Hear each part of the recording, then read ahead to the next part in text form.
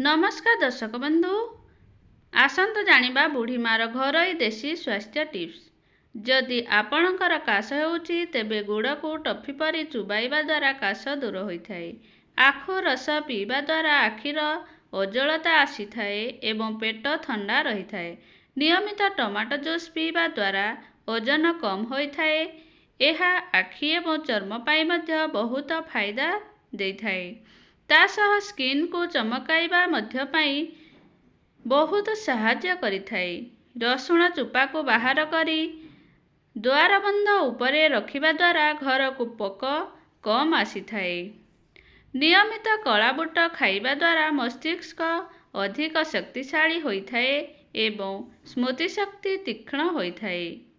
महू एवं लुण सहित दांत घसीबा द्वारा दांतरे चमक आसीबा सहित दांत सफा होइथाए।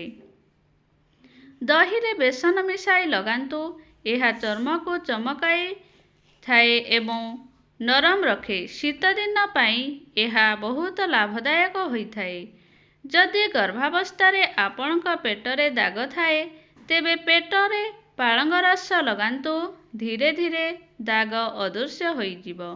धन्यवाद। आजिर भिडियोटी आपण मानकु भल लागिले प्लीज लाइक शेयर सब्सक्राइब कर दियंतु। जय जगन्नाथ।